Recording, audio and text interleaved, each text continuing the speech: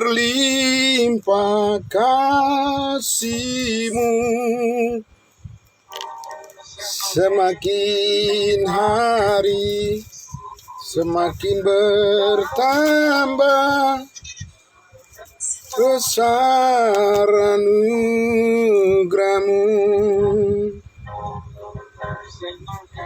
Semakin hari semakin bertambah besar anugerah-Mu.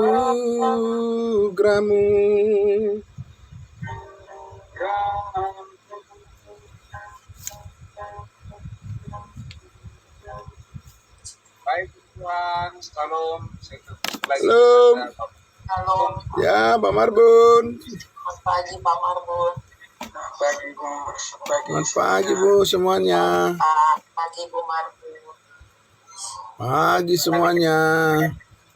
Kami ucapkan kepada hambanya Pak Pendeta Charles yang mau silakan Pak. Oh iya. Baik, Pak. Baik Bu Natalia, sebentar. Ya, Ibu Natalia, selamat pagi. Ya, puji Tuhan. Bisa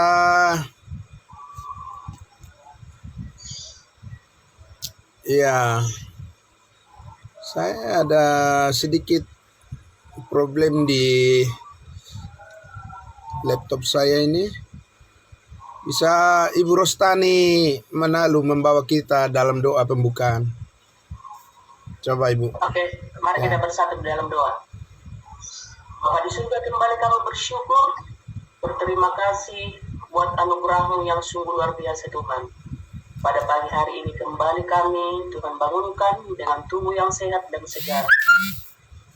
Terima kasih Tuhan, kesempatan pada pagi hari ini kami kembali datang kepada pengetahuan akan kebenaran. Amin. Untuk mengisi hati dan pikiran kami, karena kami tahu Tuhan firman-Mu adalah pedoman kami dalam hidup ini untuk menguatkan kami, dan kami selalu berpengharapan hanya kasih karunia-Mu yang sungguh luar biasa bagi kami. Terima kasih Tuhan. Berdoa Tuhan untuk Bapak Pendeta Charles Mamora yang membawa kami dalam pemaparan firman pada pagi hari ini. Engkau yang menguatkan beliau Tuhan, Engkau panjangkan umurnya, terutama Tuhan hikmat yang daripada surga senantiasa menaungi hati dan pikirannya, agar dia benar-benar Tuhan dapat mendengarkan firman dengan benar dan tepat. Amin. Terima kasih Tuhan, kami juga yang mendengarkan semua gereja Tuhan Kristus dan saudara kami juga yang ada di live stream Facebook. Tuhan yang memberkati. Amin. Tambahkan kesehatan, kekuatan bagi kami dan pengertian dan harapan yang penuh. Amin. Bahwa kami selalu mengandalkan kasih karunia-Mu dalam kehidupan kami ini. Amin. Terima kasih Tuhan untuk pemberitaan firman pada pagi hari ini kami serahkan ke tangan Tuhan. Kiranya Engkau yang memberkati hati dan pikiran kami. Dalam nama Yesus kami berdoa. Amin. Amin. Ya, selamat pagi untuk Itoku juga yang sangat luar biasa, Clara Borus Mamora yang luar biasa selalu ikut dari live streaming Facebook. Ya, selamat pagi untuk kita semuanya. Salam sehat semuanya ya, Tuhan memberkati. Baik, terima kasih. Sangat luar biasa pagi hari ini saudara-saudaraku semuanya. Ya, sambil saya juga coba perbaiki di laptop saya ada sedikit gangguan ini. Mudah-mudahan nanti bisa normal kembali. Ya, saya tambahkan satu akun lagi supaya bisa saya pastikan bisa didengar suara saya ya, Bapak Ibu Saudaraku. Oke, baik. Ya, mari saudaraku yang dikasihi Tuhan Yesus, kita akan sama-sama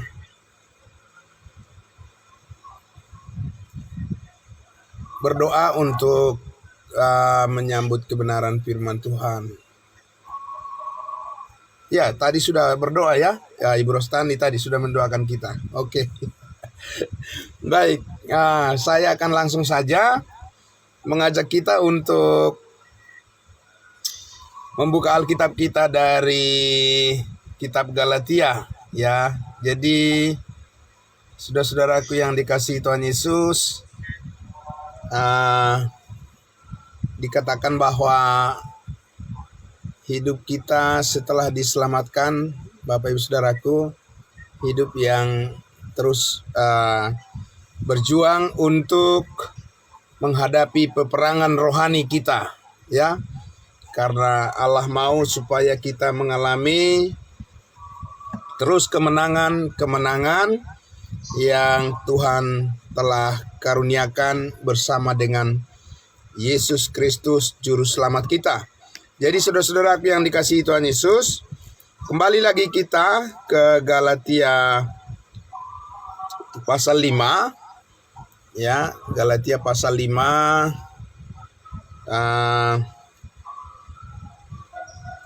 Mari kita sama-sama membuka Alkitab kita dari Galatia pasal 5. Ayatnya yang masih di ayatnya yang ke-6.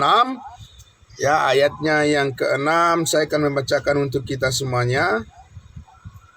Ya, saudara-saudaraku, ya saya coba mute dulu supaya dari mana suaranya ya. Oke, dari Pak Ridwan Sahala Semamora, boleh di mute dulu supaya tidak terdengar suara-suara feedback dari sana ya. Pak Ridwan Sahala, boleh di mute dulu. Soalnya laptop saya ada masalah ini.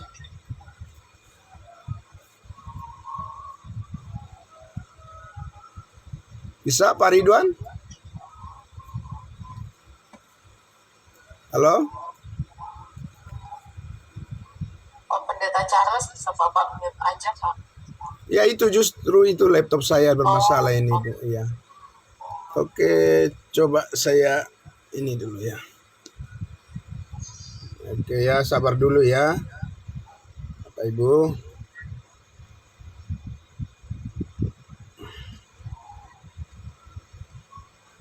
Ya.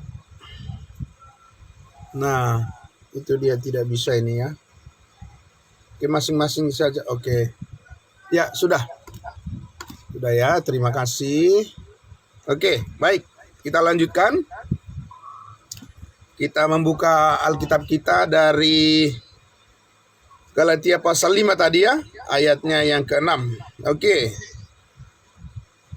Dikatakan sebab bagi orang-orang yang ada di dalam Kristus Yesus, hal bersunat atau tidak bersunat tidak mempunyai sesuatu arti, hanya iman yang bekerja oleh kasih. Hanya iman yang bekerja oleh kasih. Nah, Bapak Ibu Saudaraku yang dikasihi Tuhan Yesus, ya kemarin kita sudah sama-sama mendengarkan bagaimana posisi kita, ya saudara-saudaraku, posisi kita sebagai orang-orang yang telah diselamatkan dan orang-orang yang telah dikuduskan oleh darah Kristus. Sekarang kita hidup di bawah kasih karunia, ya, di bawah kasih karunia Tuhan. Ya, Bapak Ibu Saudaraku ya, masih ada dari Pak Marbun, minta tolong di mute dulu. Ya, supaya video kita tidak terdistract. Pak Marbun boleh di mute dulu Pak videonya. Itu apa namanya? Minta tolong. Oke.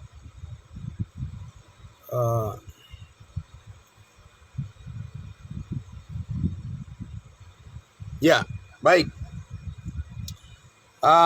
Mari, saudara-saudaraku yang dikasihi Tuhan Yesus. Jadi, sekarang kita hidup berdasarkan prinsip-prinsip kasih karunia Tuhan dan bukan lagi berdasarkan hukum Taurat, ya. Jadi, pertanyaannya adalah apakah berhasil? Begitu ya, Bapak Ibu Saudaraku.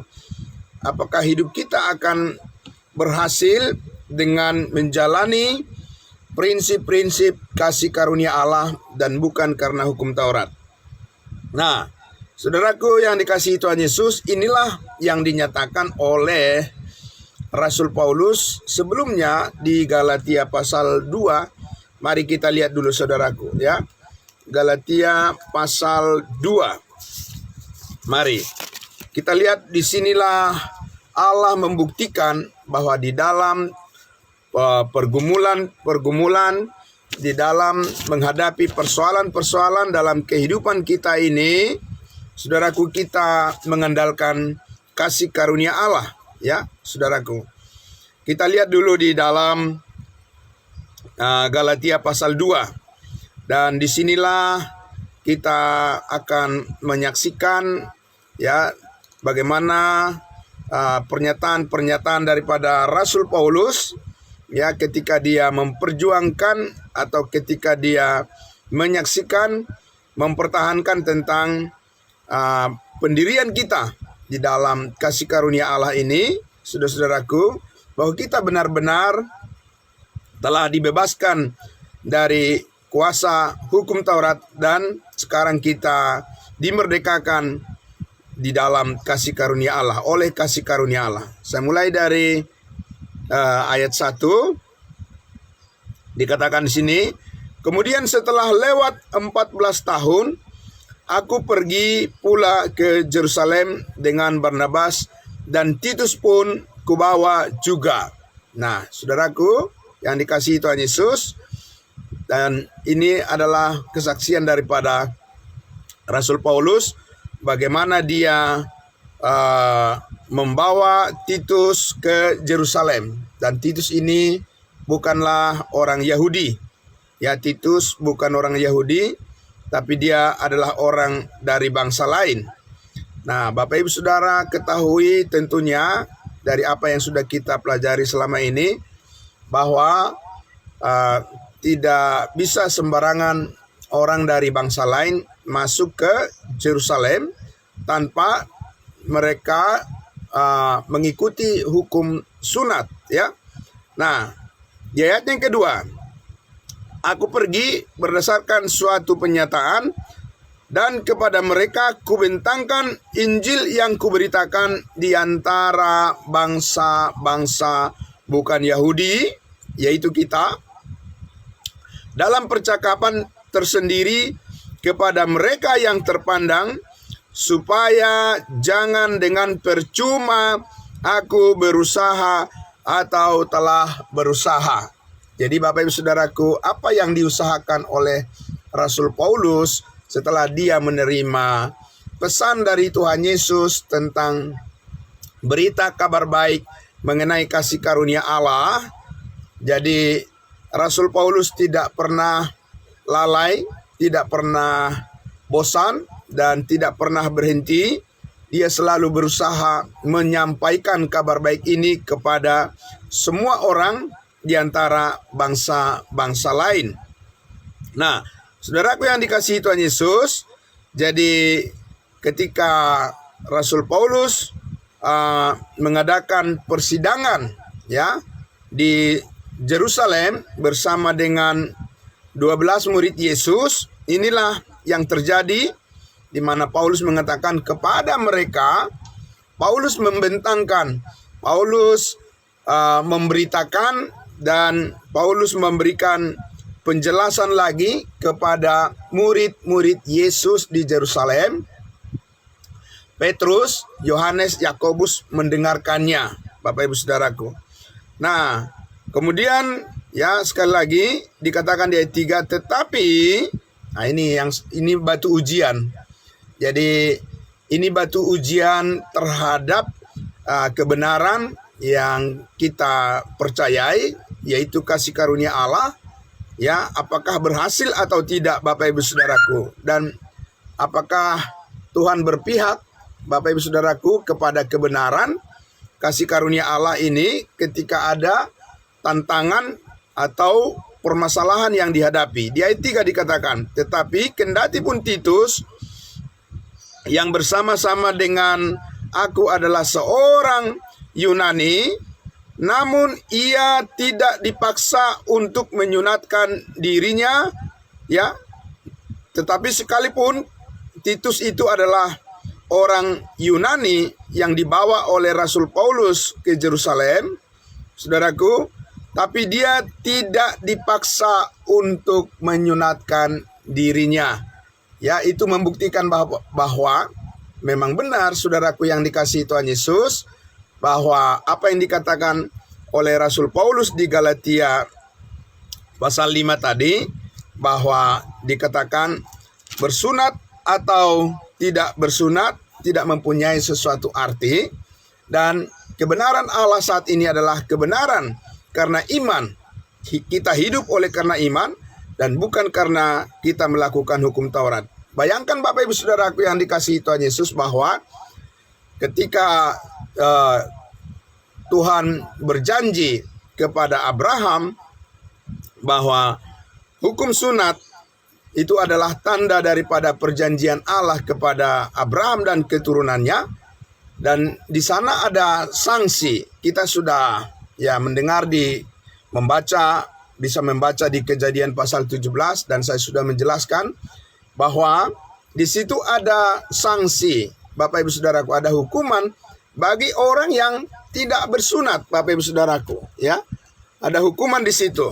Tetapi setelah Yesus mati di atas kayu salib, membebaskan kita semua, saudara-saudaraku, dari segala dosa dan kesalahan kita, dan Yesus menggenapi seluruh tuntutan hukum Taurat, maka kemerdekaan itu, amin, kemerdekaan kita di dalam Kristus itu benar-benar dijamin.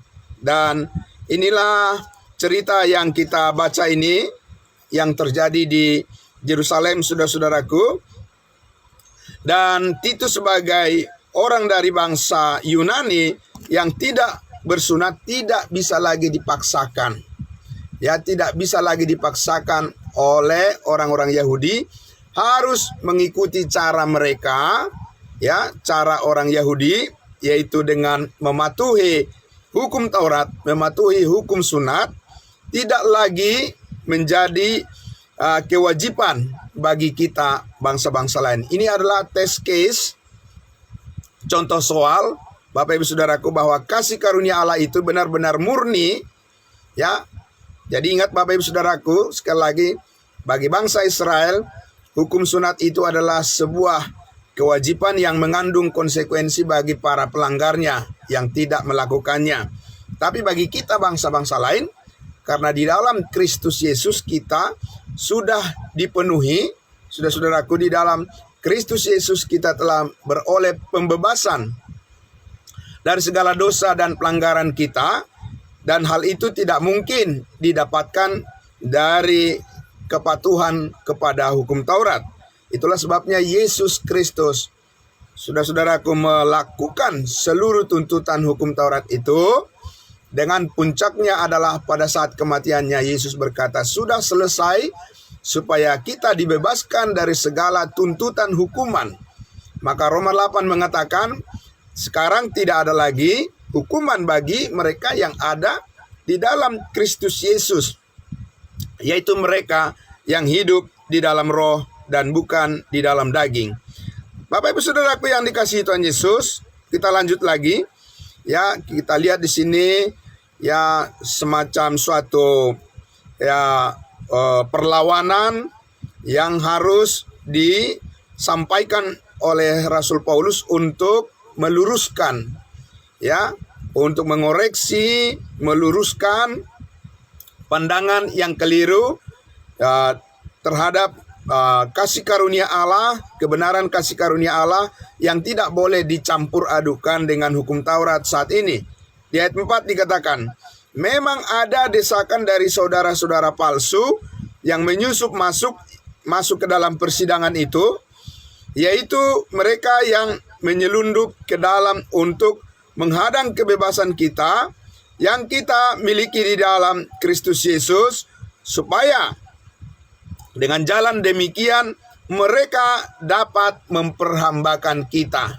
Jadi lihat Bapak Ibu Saudaraku yang dikasihi Tuhan Yesus, tujuan daripada pemaksaan, ya, cara hidup di bawah hukum Taurat saat ini adalah tujuan dari orang-orang yang ingin memperhambakan, yang ingin membelenggu orang-orang yang menjadi pengikutnya. Nah, ini Bapak Ibu Saudaraku, ya, sangat penting kita cermati dengan baik ya apa yang sedang terjadi apabila seseorang tidak mengerti kasih karunia Allah, ya.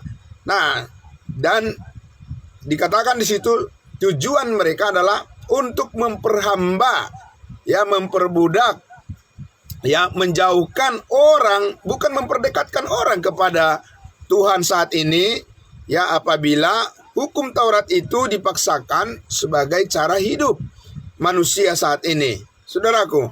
Dan karena itulah Paulus mengatakan, ya, bahwa akan selalu ada orang-orang yang ingin mengembalikan kita, ya, supaya kebebasan kita, kemerdekaan kita ini bisa direbut lagi atau bisa diselewengkan lagi oleh orang-orang yang tidak rela melihat kasih karunia Allah bertumbuh di dalam hidup kita, bertumbuh di dalam kasih karunia Allah. Nah, saudaraku yang dikasihi Tuhan Yesus, di ayat 5 dikatakan, kemudian Paulus bersikap dengan tegas di situ, di ayat 5, tetapi sesaat pun kami tidak mau mundur dan tunduk kepada mereka, agar kebenaran Injil Kristus, Injil kasih karunia Allah, dapat tinggal tetap pada kamu. Karena Injil kasih karunia Allah, Yesus mati mengampuni segala dosa kita, itulah identitas kita, saudara-saudaraku, itulah yang menjadi tanda pengenal kita, ya, di mana kita adalah orang-orang yang telah dimerdekakan dari hukum Taurat, dimerdekakan dari segala dosa, dan itu adalah pokok berita kesaksian kita kepada semua orang, dan itu, saudara-saudaraku, yang dibela, ya, yang dibela mati-matian oleh Rasul Paulus di hadapan lawan-lawannya, ya. Nah, saudaraku yang dikasihi Tuhan Yesus, kemudian dikatakan di ayat 6, dan mengenai mereka yang dianggap terpandang itu, siapa yang dimaksud mereka yang terpandang ini? Mereka ini adalah orang-orang yang, ya, ada di persidangan di Yerusalem, dan di bawah di ayat berikutnya itu kita akan bisa menemukan siapa yang dimaksud dengan yang terpandang ini. Ini adalah rasul-rasul yang sudah lebih duluan mengenal Yesus Kristus dari Paulus, tetapi, ya, mereka adalah rasul-rasul bagi orang Israel, ya. Petrus, Yohanes, dan Yakobus kepada mereka, meskipun mereka adalah orang yang dianggap sebagai soko guru, sebagai ahli, sebagai pemimpin di jemaat di Yerusalem, Paulus katakan bahwa bagaimanapun kedudukan mereka dahulu, itu tidak penting bagiku, sebab Allah tidak memandang muka. Bagaimanapun juga mereka yang terpandang itu tidak memaksakan sesuatu yang lain kepadaku. Jadi selalu diulang-ulang di sini, tidak boleh dipaksakan, ya, Bapak Ibu Saudaraku. Jadi hukum Taurat itu tidak boleh dipaksakan menjadi cara hidup daripada orang-orang percaya dari bangsa-bangsa lain. Kenapa, Bapak Ibu Saudaraku? Karena justru dari keinginan untuk memaksakan pola, ya, kewajiban daripada hukum Taurat itulah kepada orang-orang percaya kepada bangsa-bangsa lain, termasuk kepada jemaat Galatia ini, itulah yang merusak kebebasan iman yang dimiliki oleh orang-orang percaya yang sudah menerima kebenaran kasih karunia Allah. Jadi Bapak Ibu Saudaraku, itu penyusupan, ya, intruder, yaitu penyusup namanya, saudaraku. Karena kita lihat di dalam persidangan di Yerusalem antara Paulus dengan Rasul Petrus, Yohanes, dan Yakobus, dan semua yang lainnya, itu dengan tegas Paulus mengatakan, jangan campur adukan pemberitaan antara hukum Taurat, berita Injil kerajaan sorga bagi bangsa Israel, dengan Injil kasih karunia Allah bagi bangsa-bangsa lain. Itu tidak sama, ya, dan itu yang merusak Bapak Ibu Saudaraku, pelayanan yang dikatakan Paulus di sini karena orang-orang percaya, orang-orang Yahudi, Bapak Ibu Saudaraku, di bawah pengendalian, penggembalaan daripada Rasul Petrus, Yohanes dan sebagainya, mereka selalu berusaha untuk pergi ke jemaat-jemaat kudus yang dilayani oleh Rasul Paulus di bangsa lain, termasuk jemaat Galatia ini, untuk membelokkan ya kemurnian iman mereka kepada kasih karunia. Mereka selalu mengatakan kita ini adalah keturunan Abraham. Karena itu Abraham telah menerima hukum sunat sebagai tanda perjanjian yang kekal, sebagai tanda milik Allah, sebagai tanda yang kudus, bangsa yang kudus, umat pilihan. Maka bangsa-bangsa lain juga harus bersunat juga dan harus melakukan hukum Taurat juga, kata mereka. Bapak Ibu Saudaraku yang dikasihi Tuhan Yesus, karena itu adalah di abad pertama terjadi di awal pelayanan daripada Rasul Paulus ketika dia menerima wahyu rahasia dari Yesus Kristus yang sudah dipermuliakan di sorga, bahwa Yesus mengatakan kepada Rasul Paulus bahwa bangsa lain tidak ada kewajiban untuk melakukan hukum Taurat Yahudi. Maka perjuangan yang sangat berat, ya, perjuangan yang sangat berat sekali harus dihadapi oleh Rasul Paulus, dan dia sering dipenjarakan.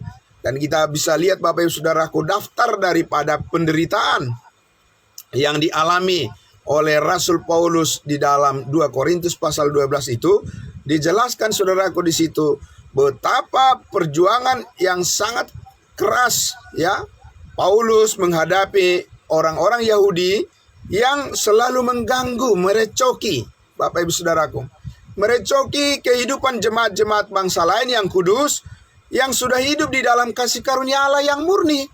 Jadi saudaraku yang dikasihi Tuhan Yesus, ya, dan ini bukan datang dari orang yang tidak percaya, saudara-saudaraku. Mereka ini adalah orang-orang percaya yang masih hidup di bawah genggaman belenggu daripada hukum Taurat dan ingin memaksakan kepada bangsa lain. Karena mereka cemburu, kenapa bisa banyak dari bangsa-bangsa lain yang hidup di dalam damai sejahtera Tuhan dapat menerima berkat-berkat yang besar keselamatan dari Tuhan Yesus tanpa mereka mengikuti kewajiban untuk melakukan sunat, dan tanpa mereka harus mengikuti kewajiban melakukan hukum Taurat. Jadi saudaraku yang dikasihi Tuhan Yesus, jadi hukum Taurat itu membawa sifat kecemburuan dan keinginan untuk memaksa orang lain. Karena dikatakan tadi, tujuan mereka adalah supaya membuat orang-orang menjadi pengikut mereka. Ya, jadi selalu ada udang di balik batu, Bapak Ibu Saudaraku. Di sini kita lihat, maka Paulus bersikap, harus bersikap Bapak Ibu Saudaraku. Jadi tidak boleh ya membiarkan ya tidak boleh bertoleransi dengan pengajaran yang tidak benar.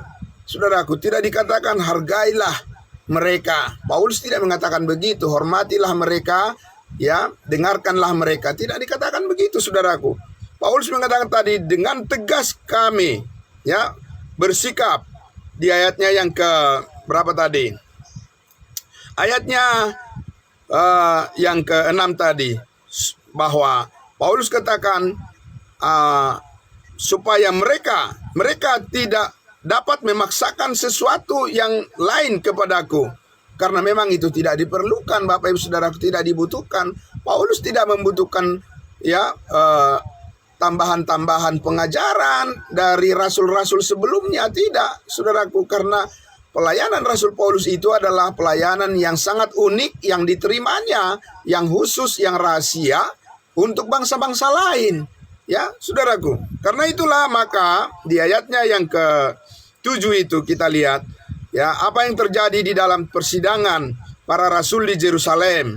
Saudaraku, tetapi sebaliknya setelah mereka melihat bahwa kepadaku telah dipercayakan pemberitaan Injil untuk orang-orang tak bersunat. Kita, orang-orang tak bersunat, sama seperti kepada Petrus untuk orang-orang bersunat.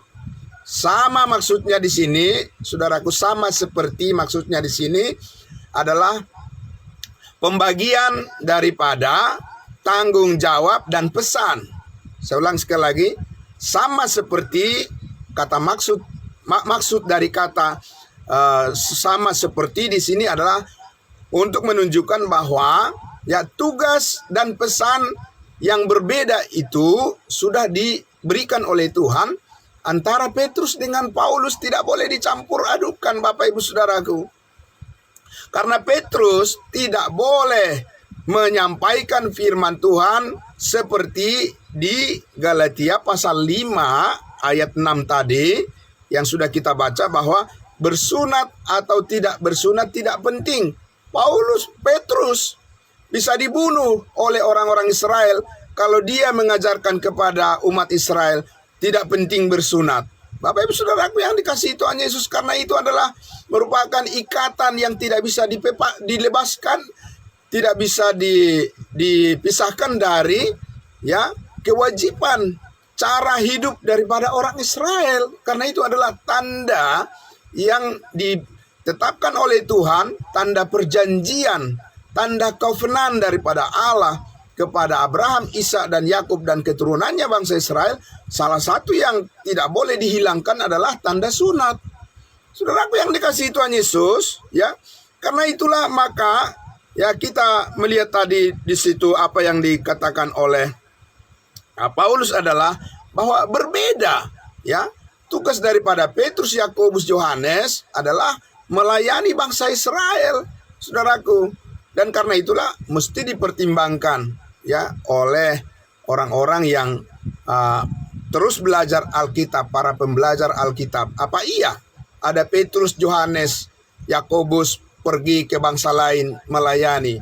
Lalu ada yang mengatakan para rasul ya Tuhan, ya Yohanes meninggal di wilayah bangsa lain, atau Petrus disalibkan terbalik di kota Roma. Apa iya Bapak Ibu Saudaraku? Berdasarkan firman Tuhan ini, saudaraku, mereka sudah sepakat bahwa 12 rasul itu tidak boleh pergi ke bangsa lain. Ya, tetapi Pauluslah yang harus pergi ke bangsa lain. Dari mana kita tahu? Kita lihat di ayatnya yang ke-8. Karena ia Allah yang telah memberikan kekuatan kepada Petrus untuk menjadi rasul bagi orang-orang bersunat. Apa saudara dan saya yang dimaksud dengan orang bersunat? Tidak. Kita sudah disebutkan tadi bahwa bangsa-bangsa lain adalah orang-orang yang tidak bersunat. Orang-orang Israel adalah orang-orang yang bersunat, dan rasulnya ditetapkan Tuhan adalah Petrus dan 11 rasul yang lainnya. Ya, Matias yang menggantikan Yudas genap menjadi 12. Sementara rasul untuk bangsa lain hanya satu yang dipilih oleh Tuhan, yaitu Paulus. Dengan membawa keunikan beritanya tidak boleh dicampur adukan. Karena itulah dikatakan di situ di ayat yang ke-9, dan setelah melihat kasih karunia Allah yang dianugerahkan kepadaku kepada Paulus, maka Yakobus, Kepas dan Yohanes yang dipandang sebagai soko guru jemaat berjabat tangan dengan aku dan dengan Barnabas sebagai tanda persekutuan, supaya kami pergi kepada orang-orang yang tidak bersunat dan mereka kepada orang-orang yang bersunat. Sebab apa? Persekutuan yaitu adalah bahwa baik orang Israel maupun bangsa lain, semua yang percaya itu adalah milik Tuhan Yesus. Amin, Bapak Ibu Saudaraku. Tetapi di dalam hal pemberitaan, isi, pesan, message yang disampaikan oleh Petrus itu tidak sama persis seperti yang disampaikan Paulus. Berbeda, saudaraku. Kalau memang sama, kenapa harus dilarang Petrus, Yakobus, Yohanes ke bangsa lain memberitakan firman Tuhan? Memang tidak sama, Bapak Ibu Saudaraku. Mari kita lihat dulu di dalam Kisah Para Rasul yang Kisah Para Rasul 15. Mari saudaraku, saya ajak kita untuk melihat lagi ya. Disinilah dia kejadian yang disebutkan oleh Rasul Paulus di Galatia pasal 2 ini. Ya, itu dinyatakan di dalam Kisah Para Rasul 15, saudaraku, ya. Nah, itu dituliskan di Kisah Para Rasul 15, di situ judul perikopnya dikatakan di situ, sidang di Yerusalem. Ini yang dimaksudkan oleh Rasul Paulus tadi, yang disampaikan kepada jemaat Galatia. Saya akan membaca Bapak Ibu Saudaraku ya. Mulai dari ayat 1 dikatakan, beberapa orang datang dari Judea ke Antioquia dan mengajarkan kepada saudara-saudara di situ, jikalau kamu tidak disunat menurut adat istiadat yang diwariskan oleh Musa, kamu tidak dapat diselamatkan. Inilah problemnya. Dan ini problem daripada agama-agama di dunia ini. Ya saudaraku, karena agama-agama di dunia ini memberikan pesan bahwa perbuatan baiklah ya yang menjadi ukuran untuk orang bisa mengenal Tuhan, bisa diselamatkan dan bisa menerima kebaikan Tuhan, ya, bisa lepas dari dosa-dosanya. Maka perbuatan baiklah yang menjadi amal, dan perbuatan baik itulah yang menjadi landasan daripada orang-orang untuk memperoleh keselamatan. Itu kata agama-agama di dunia ini.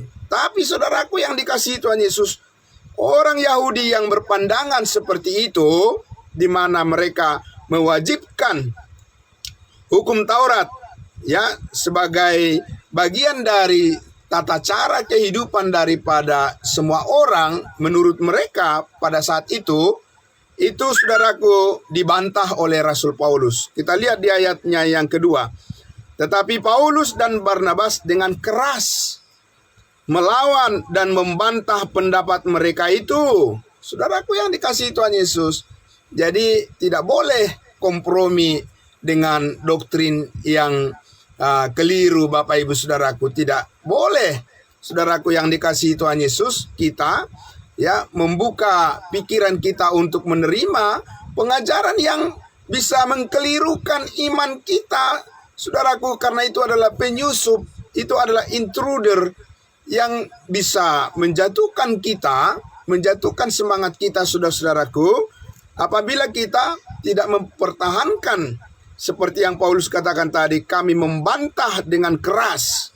Ya, jadi bukan berkompromi, saudaraku, bukan mendiamkan, tetapi menyatakan kebenaran kasih karunia Allah dengan terang benderang kepada semua orang, bahwa saat ini tidak boleh dicampurkan pemberitaan yang tentang hukum Taurat bangsa Israel, orang Yahudi, kepada bangsa-bangsa lain.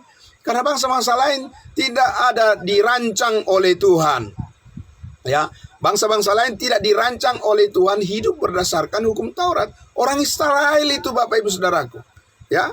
Nah, saudaraku yang dikasihi Tuhan Yesus, karena itu dikatakan di situ akhirnya ditetapkan supaya Paulus dan Barnabas serta beberapa orang lain dari jemaat itu pergi kepada rasul-rasul dan penatua-penatua di Yerusalem untuk membicarakan soal itu. Nah, kemudian itulah ceritanya. Sesudah mereka sampai di ayatnya yang keempat.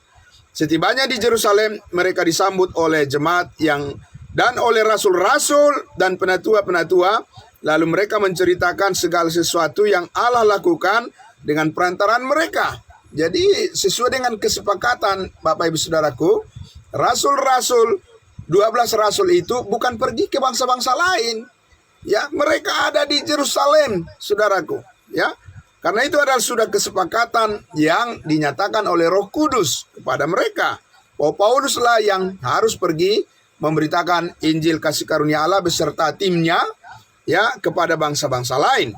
Nah, kita lihat di ayat 5. Tetapi beberapa orang dari golongan Farisi yang telah menjadi percaya. Orang Farisi, Bapak Ibu Saudaraku, puji Tuhan, rupanya banyak juga yang percaya orang Farisi ini. Ya, tetapi mereka datang dan berkata, orang-orang bukan Yahudi harus disunat dan diwajibkan untuk menuruti hukum Musa. Nah, mereka inilah yang Paulus sebutkan tadi itu, saudara-saudara palsu. Kenapa saudara-saudara palsu, Bapak Ibu Saudaraku? Itu adalah suatu pernyataan yang sangat keras dari Rasul Paulus ya kepada orang-orang Yahudi yang percaya. Tolong dan mohon jangan terus-teruskan ya pemberitaan tentang sunat, tentang hukum Taurat kepada bangsa lain. Itu adalah berkat bagi bangsa Israel. bukan bagi bangsa lain. Tapi saudaraku yang dikasihi Tuhan Yesus, ya, inilah yang dibendung, inilah yang diblok oleh Rasul Paulus, saudara-saudaraku, supaya kemurnian kasih karunia Allah itu bisa ya dinikmati dengan penuh damai sejahtera oleh setiap orang-orang percaya di bangsa-bangsa lain. Nah, itulah yang kita nikmati, yang kita alami Bapak Ibu Saudaraku. Nah, karena itulah saudaraku yang dikasihi Tuhan Yesus, di ayat 6 dikatakan, maka bersidanglah rasul-rasul dan penatua-penatua untuk membicarakan soal itu. Bagaimana Bapak Ibu Saudaraku? Siapa yang berhasil dalam perjuangan ini, siapa yang diberkati oleh Tuhan, dan kepada siapa Tuhan berpihak, dan kepada siapa Allah menegaskan kemenangan iman itu Bapak Ibu Saudaraku. Kita lihat di ayatnya yang ke-7. Sesudah beberapa waktu lamanya berlangsung pertukaran pikiran mengenai soal itu, berdirilah Petrus dan berkata kepada mereka semua, karena Petrus adalah sebagai pimpinan jemaat di Yerusalem, hai saudara-saudara, kamu tahu bahwa telah sejak semula Allah memilih dari antara kamu supaya dengan perantaran mulutku bangsa-bangsa lain mendengar berita Injil dan menjadi percaya. Berbicara tentang cerita Kornelius. Ya Bapak Ibu Saudaraku, jadi bukan Petrus. Ini Petrus bukan berbicara bahwa dia diutus oleh Tuhan ke bangsa-bangsa lain, tidak. Kan tadi di Galatia pasal 2 mereka sudah dijelaskan sepakat bahwa Petrus itu adalah melayani bangsa yang bersunat. Tetapi pernah Petrus pergi ke bangsa lain, yaitu karena ada penglihatan dari Tuhan, maka dia harus memberitakan Injil kepada Kornelius. Di Kisah Para Rasul 10:11, ya. Nah, saudaraku, lalu Petrus berdiri dan mengatakan, dan Allah telah yang mengenal hati manusia telah menyatakan kehendaknya untuk menerima mereka, sebab ia mengaruniakan Roh Kudus juga kepada mereka sama seperti kepada kita. Ayat 9, dan ia sama sekali tidak mengadakan perbedaan antara kita dengan mereka sesudah ia menyucikan hati mereka oleh iman. Nah, ayat 10. Kalau demikian, mengapa kamu mau mencobai Allah dengan meletakkan pada tengkuk murid-murid itu suatu kuk yang tidak dapat dipikul baik oleh nenek moyang kita maupun oleh kita sendiri? Jadi saudaraku yang dikasihi Tuhan Yesus, itu yang ditegaskan Rasul Paulus di kitab Galatia, bahwa hukum Taurat itu adalah suatu kuk. Itu adalah suatu beban yang membebani kerohanian daripada orang-orang dari bangsa lain, karena memang bukan jatah kita. Tuhan tidak merancangkan kita untuk hidup di bawah hukum Taurat, tapi di bawah kasih karunia Allah. Akhirnya Petrus pun, saudara-saudaraku, dengan rela hati menerima program Allah bagi bangsa-bangsa lain adalah program kasih karunia Allah yang tidak diwajibkan untuk melakukan hukum Taurat. Saudara-saudaraku yang dikasihi Tuhan Yesus, ya, kalau kita baca seterusnya ini, maka dikatakan di situ bahwa sebaliknya kita percaya bahwa oleh kasih karunia Tuhan Yesus Kristus kita akan beroleh keselamatan sama seperti mereka juga. Ya, saudara-saudaraku. Ya, nah, karena itulah maka diamlah seluruh umat itu, lalu mereka mendengarkan Rasul Paulus. Amin. Jadi siapa saudaraku yang menjadi leader di dalam pemberitaan firman dan keselamatan pemberitaan Injil yang diberikan oleh Tuhan Bapak Ibu Saudaraku kepada bangsa-bangsa lain? Rasul Pauluslah leadernya. Ya, kepada orang Israel, Petruslah yang menjadi leadernya, menjadi pemimpinnya. Tapi sekarang ini saudaraku yang dikasihi Tuhan Yesus, ya, kesuksesan itu, keberhasilan itu dialami oleh semua orang yang percaya dari bangsa-bangsa lain, termasuk kita, karena kita mendengarkan kemurnian berita Injil kasih karunia Allah yang disampaikan oleh Rasul Tuhan satu-satunya, yaitu Rasul Paulus. Saudaraku yang dikasihi Tuhan Yesus, dari awal tadi saya menyampaikan apakah berhasil, saudara-saudaraku, apakah sukses kita hidup di dalam kebenaran kasih karunia ini, pada akhirnya bagaimana saudaraku, ya, bagaimana menguji apakah kita sampai kepada keberhasilan, ya, hidup yang benar di hadapan Tuhan kalau kita tetap setia di dalam pemberitaan Injil kasih karunia Allah ini. Kalau kita tetap berdiri di dalam kebenaran kasih karunia Allah ini, apakah berhasil Bapak Ibu Saudaraku di hadapan Tuhan? Kita lihat ayat yang terakhir kita baca di dalam 2 Timotius pasalnya yang keempat. Saya akan membacakan untuk kita 2 Timotius pasal 4. Saya membaca dari ayatnya yang kelima. Tetapi kuasailah dirimu dalam segala hal, sabarlah menderita, lakukanlah pekerjaan pemberitaan Injil, dan tunaikanlah tugas pelayananmu. Amin. Bapak Ibu Saudaraku, ya, ini adalah suatu penugasan bagi kita semuanya, supaya kita tetap sabar melakukan pekerjaan pemberitaan kabar baik ini. Amin. Ayat 6, mengenai diriku, darahku sudah mulai dicurahkan sebagai persembahan, dan saat kematianku sudah dekat. Paulus di akhir hidupnya, Bapak Ibu Saudaraku, ingin memberitahu melalui pesan-pesannya bagaimana Tuhan memelihara hidupnya dengan sempurna di dalam tugas pemberitaan Injil, pekerjaan Tuhan yang sangat mulia ini. Ayat 7, aku telah mengakhiri pertandingan yang baik. Amin. Bapak Ibu Saudaraku, dan aku telah mencapai garis akhir, garis finish, dan aku telah memelihara iman. Amin. Bapak Ibu Saudaraku yang dikasihi Tuhan Yesus, bisa dipercaya, sungguh bisa dipercaya, dan sangat luar biasa saudara-saudaraku. Jangan pernah meragukan sedikit pun, jangan pernah kendor semangatnya Bapak Ibu Saudaraku, karena disinilah kepercayaan yang diberikan oleh Tuhan kepada kita untuk kita sampai pada finalnya. Saudaraku, Tuhan berjanji Dia akan memelihara dengan sempurna hidup kita, dan Dia tidak akan meninggalkan kita, Dia tidak akan membuang kita, Dia tidak akan menghilangkan keselamatan kita. Tidak ada keselamatan hilang Bapak Ibu Saudaraku, karena itu bukan pekerjaan kita, bukan perbuatan kita, tapi itu kasih karunia Allah yang diberikan dengan cuma-cuma dan kita terima dengan iman. Dan di dalam kebenaran ini kita hidup, bergerak, melayani, melakukan segala pekerjaan kita sungguh-sungguh kepada Allah, bukan kepada manusia. Saudara-saudaraku, sampai garis finish pasti berhasil. Amin.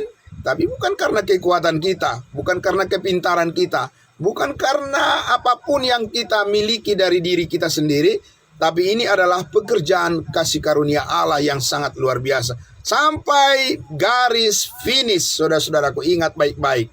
Karena Paulus telah memberikan contoh itu, dan dia membuktikan bahwa iman di dalam kebenaran kasih karunia Allah ini, yang tanpa hukum Taurat ini, sanggup Bapak Ibu Saudara membawa kita kepada seluruh kehendak Allah sampai garis finish dalam pertandingan ini. Finishing well, saudara-saudaraku, akan berakhir dengan indah pada waktunya. Ya, saudaraku, happy ending di dalam pelayanan ini yang Tuhan percayakan kepada kita. Kita bersuka cita menyambutnya, Bapak Ibu Saudaraku, karena Tuhanlah yang memelihara dengan sempurna. Maka dikatakan di ayatnya yang ke-8, sekarang telah tersedia bagiku mahkota kebenaran yang akan dikaruniakan kepadaku oleh Tuhan, Hakim yang adil pada harinya, tetapi bukan hanya kepadaku, melainkan juga kepada semua orang yang merindukan kedatangannya, juga kepada kita semua di pagi hari ini yang merindukan kedatangan Yesus Kristus. Hidup kita akan dipelihara dengan sempurna oleh kasih karunia Allah. Amin. Saudaraku yang dikasihi Tuhan Yesus, betapa bahagianya kita setiap pagi mendengarkan berita kasih karunia Allah ini, karena disinilah kita bisa melihat bagaimana Tuhan membimbing, membina, mendidik kita untuk tetap setia. Sampai pada akhirnya Allah sanggup membawa kita kepada setiap keberhasilan yang sudah ditetapkan menjadi bagian kita di dalam Kristus Yesus. Bukan kita hidup untuk kegagalan. Tetapi kita sudah ditebus dengan darah yang mahal oleh darah Kristus Yesus Tuhan kita. Saudara-saudaraku, bahwa kita telah dikuduskan sekali untuk selama-lamanya. Dan pelayanan yang Tuhan percayakan ini, Dialah yang menyediakan segala apa yang kita perlukan dan pasti berhasil sampai di ujung sana. Saudara-saudaraku yang dikasihi Tuhan Yesus, semuanya ini adalah karena kebaikan Tuhan.